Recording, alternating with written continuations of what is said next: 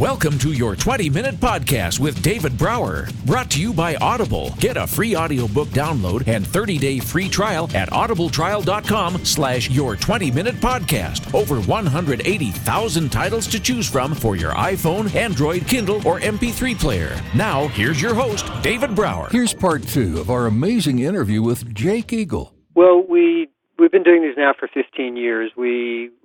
About 20 years ago, we met an elderly couple. Their names were John and Joyce Weir, and they had been doing this work at that time for about 40 years. They actually developed it.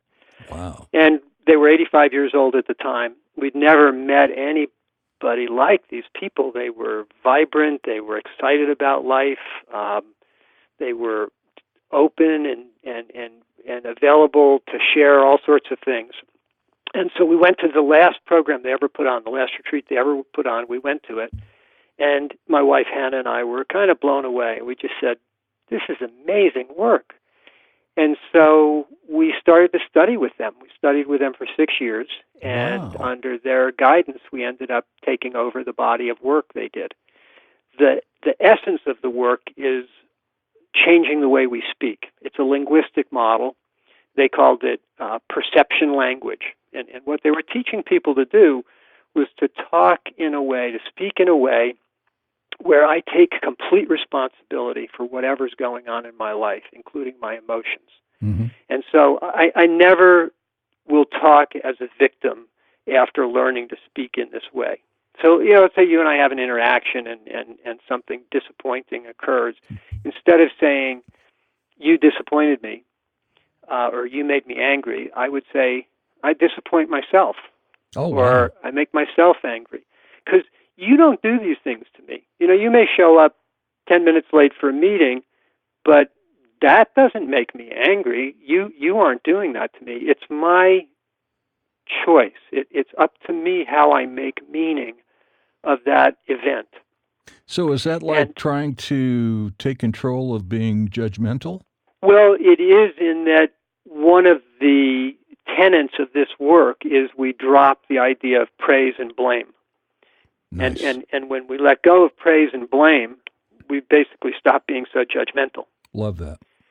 Yeah. And what we're really saying is, if I were born with your DNA and your life experiences and lived in your shoes, I would probably do exactly what you do. So I'm in no position to judge you. The only thing I am in a position to do is say, hey, David, when you do this, I really make myself uncomfortable, or I really scare myself. I'm going to give you that information that's what I do, not that you're doing it to me. Right.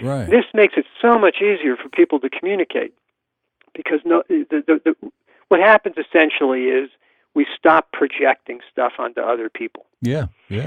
So, and the other thing in this work is that we speak almost entirely about what's happening now.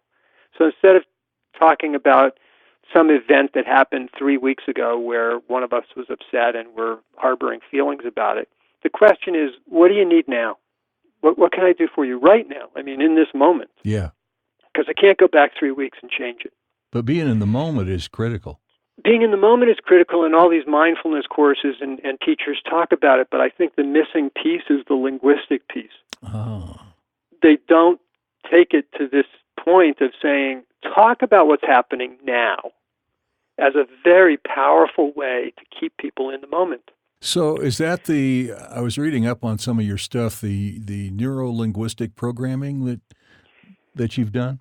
No. So prior to this work, which was called perception language, or Percept, prior to that, I was a NLP, neuro-linguistic programming therapist. Okay. I did that for about 15 years, and that's called brief therapy, where people have various challenges, issues, problems, and that too is a linguistic model. But it's different in that the therapist takes responsibility to shift the client's perception. So I had a lot of power when I was a NLP therapist. As Hannah and I learned this other model, it was about empowering the client. Instead of the therapist having the power, the client has the power and the authority to work with themselves. Oh, my goodness. And it felt much better. I got goosebumps and on much that more one. effective. That's crazy good. Yeah. So going back to the retreats, they Yeah. started off as this program where we were teaching people about how to use language in a different way. And that's all about safety consciousness. Okay. It's all about me taking control of my own nervous system. Because if I stop blaming other people for how I feel and I take responsibility, I start to calm down. I start to be able to have healthier relationships. I start to be able to communicate in a mature way. And as I do these things, my life becomes better and more stable, and I become more mature. So that's been our work for 15 years. That's fascinating. Until this epiphany that I was telling you about, Yeah. what happened after we came to Hawaii. And so now the program's shifted a little bit in that we still teach people this new way to use language, but then in the second half of the program, we open up this concept of how do we live more of the time in heart consciousness? How do we experience more gratitude in our lives? Yeah. And that's really it's taken the program to a new depth. And this is interesting too, David. It's just more fun.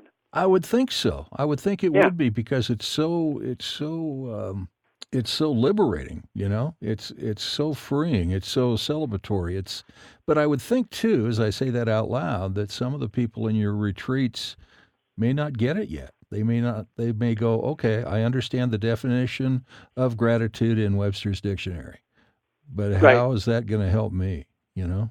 Some of the people are more attached to their stories than other people. But it's part of why we spend the first part of our retreats helping people understand a very simple but profound idea, which is nothing means anything other than the meaning that we give it. Oh, my goodness. Right. That's a Nothing means T-shirt. anything That's a other than the T-shirt meaning we right give there. It should be, yeah. Yeah, or a tattoo. Or a tattoo. Now you're talking. Right. And so as we help people loosen up their attachment to their stories and to feeling like a victim and to feeling burdened by their histories. And as people loosen all of that up, then they become more open to the idea that maybe I can live with gratitude. Even if I'm doing something that's difficult, why couldn't I do it with a good attitude? Yeah. Why can't I relate to my wife, even if I'm mad at her? Why can't I relate to her in a loving way? Well, just being conscious enough, and there's your word again, just being conscious enough to pay attention to that, to ask the question. I mean, it's like as you ask the question, it becomes more freeing and you become more accepted, or you find it easier to bring gratitude in your life as you let go of the so-called negative stuff, right? Yeah, that's exactly it. The moment that we ask the question, and this is why the "Am I thrilled to be alive?" was such a powerful question for me. It's a high contrast question, right? Right. A lot of people I've asked it to. A lot of people say things like, "Well, I'm pleased, I'm satisfied, I have a good life," and I go, "No, I know that, but are you thrilled?" Yeah. And I'm trying to get me as well as other people. I'm trying for us to wake ourselves up and go, thrilled. And by thrilled, by the way, I don't mean that I have to be ecstatic. It's more about being awake and appreciative. Agree. I mean, I couldn't do a cartwheel if I had to, but I can certainly be awake and alert and appreciative of everything around me. Yeah, exactly. I had a guy who's kind of a poet with words. He wrote this to me. I'll just read it. It's 2 sentences. Sure. He said, "Perhaps when you add the idea of heart consciousness to the idea of being thrilled, you slow it down and you become more reverential and more honoring to the root etymology of the word thrill, which is to pierce, to penetrate." He says, "That resonates in a much deeper and grounded and sustainable way. Perhaps the thrill is to pierce and penetrate the chaotic buzz of disingenuous living, to see what is truly here and live in this place of heart consciousness." Oh my God. Yeah. That's powerful. Yeah. No wonder you keep beautiful. that. No wonder you keep that handy. I have it right on my desk. Exactly. I look at it 10 times a day. Good for you, man. Wow. Yeah. Yeah. And so for me, the journey in the last few months is I see myself go in and out. I go from heart to safety, heart to safety. And what I'm learning is that most of the time when I go to safety, which is where I kind of furrow my brow and I hunch my shoulders and I think I have to work or I have to focus, Right. most of the time, whatever it is I have to do, I actually can do it with this heart consciousness. I can do it with gratitude. Yeah. Yep. I did it this morning with our call. I knew you were going to talk, Mm-hmm. and I went to my desk and I started to, make some notes. And then I said, why do I have to do that? Why don't I just go meditate for 10 minutes? And when David calls, I'll be in a nice space. Nice. I like it. Yeah. I found myself doing something a little bit similar in that I pulled up all your books and I pulled up your website and I pulled up the email that I got from Courtney Blair and I'm going, what? Why? I mean, just start the conversation. Isn't that cool? So cool. Yeah. How old are you? How old am I? I'll be 70 in July. I'm 62, and I mean you've been figuring this stuff out. Sounds like for the last 11 years. But wouldn't it be great if we got this stuff when we were in our 30s? Oh my God! Absolutely. Yeah. Absolutely. Yeah. I was talking with my I have a 19-year-old grandson in Oregon. We talked for a little over an hour yesterday, and we do that without making an effort. And we just started doing that a couple of years ago where we'll talk for an hour, 2 hours, whatever it is. And he is, my God, he's like the closest thing to a Renaissance man I've ever seen. His faith is like crazy. And we get off into these wonderful conversations that have no starting point. They eventually end because we have something to do. But we go into all these different places, and it makes us smile, and it makes us laugh, and it makes us, take a look at the stuff that sucks and go, okay, well, let's try that. Well, you are both very fortunate because that's unusual. It's very unusual. It shocks me. That's really special. It shocks me. I told him that last night. I said, I don't know where we came to get here, because for the first 17 years of your life, we had no relationship. And now for the last 2 years of your life, we're inseparable. I will take that all day. Well, that gives me hope because I have a 15-year-old grandson who he has no interest in talking to me because he's so busy playing video games. Right. But that's the way he was. Maybe in a couple of years it'll change. Yeah, that's exactly the way he was. He had all the video games. He was, oh my God. And now it's like, in fact, what changed his life was going to Kona. Really? Yeah. Yeah, he went to Kona on a mission deal with some friends of his, and all of a sudden he got just engulfed with all this unconditional love, friends from all over the world that he'd never met before, going to places in Hawaii that he only imagined, and just being moved in so many ways, and that really is what lit his fire up. I mean, he was like on fire. Isn't that fascinating? Yeah, and now he's back in the States, and we've been talking about the last couple of months probably about what he wants to do, where he wants to go, whatever. And every time a conversation would come up, I'd say, "Well, Jacob, why aren't you going back to Kona?" Yeah. And so he told me last night. He said, "Gramps, I'm going back to Kona." He signed up for, I think it's called DTS. He signed up for a DTS school. He starts September 27th in Kona. Well, that's fantastic. I mean, it's exactly what, I was saying, that if we can learn this in our teens, our 20s, our 30s, it's going to change the trajectory of our lives. Yeah. Yep. And, you and I are both fortunate to have learned a lot of these things at a point in time when we can still take advantage of it, share what we learned with other people. Well, but I love the being story able about your to, grandson. I mean, you do what you do for lots of reasons, I'm sure, but paying it forward's got to be a huge piece. It is. As a matter of fact, the programs we do, we started 2 years ago having people apply for what we call the Pay Forward Scholarship. And we said, if you see yourself taking this work, assuming it's powerful for you, and you can tell us how you'll pay it forward, we'll go out of our way to get you into one of our programs. Awesome. And that's what we do now. Yeah. Awesome. And I've been doing these beta groups. I get 10 people together in a Zoom video conference, and I've been teaching them about accessing heart consciousness. Mm-hmm.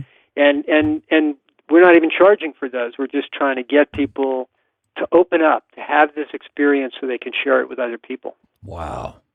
You and your wife have a magnitude of gifts, my friend, and it's so cool to hear how you're applying them, how you adapt them, how you rearrange them just to make them work in today's world. It's a work in progress, I'm sure, but fascinating. We are all works in progress, and we're still growing and learning, which is the fun part. That is the fun part. Yeah, the day I quit learning, I'm going, I guess I'm done. Yeah. You know? Yeah.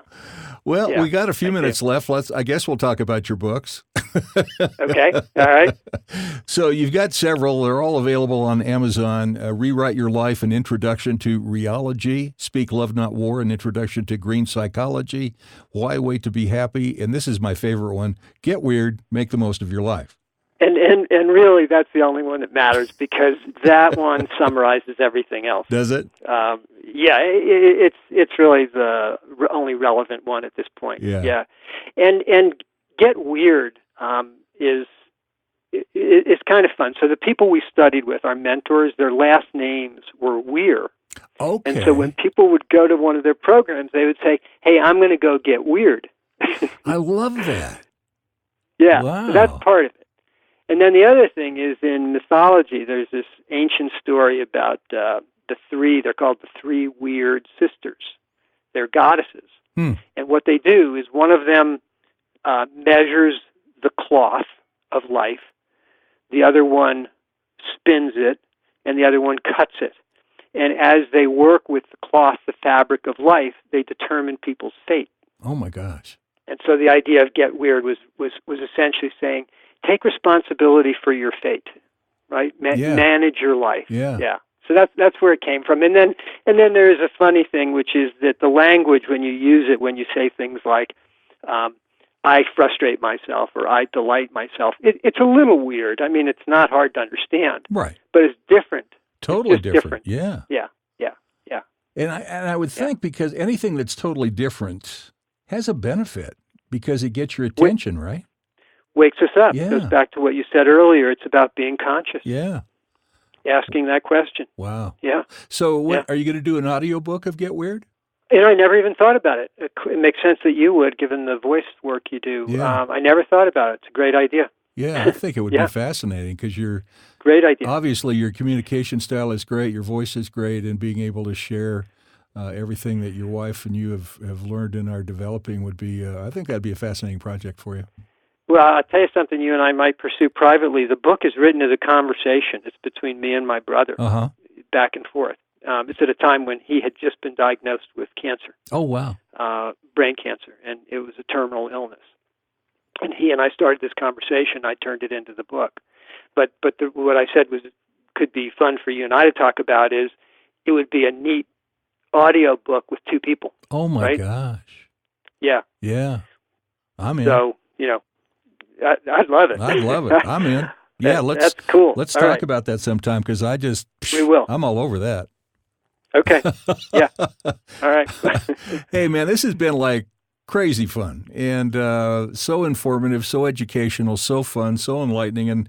And I hope a few people out there had an epiphany or an aha moment or going to your website, liveconscious.com and learning more about what you and your wife do and all the opportunities there.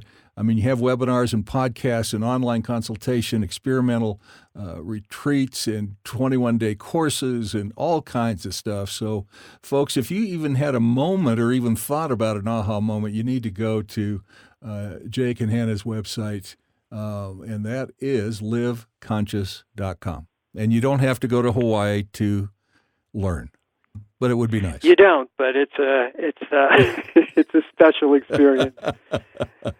Hey, Jake, thanks, man. I can't tell you how much I enjoyed this. David, I look forward to staying connected with you. Thank you. All right. Have a great day. All right. Bye. Your 20-minute podcast with David Brower has been brought to you by Audible. You can listen to any of David's podcasts anywhere podcasts can be found, including iHeartRadio, the Spotify mobile app, and at davidbrowervo.com/your20-minute podcast. Until next time, thanks for listening.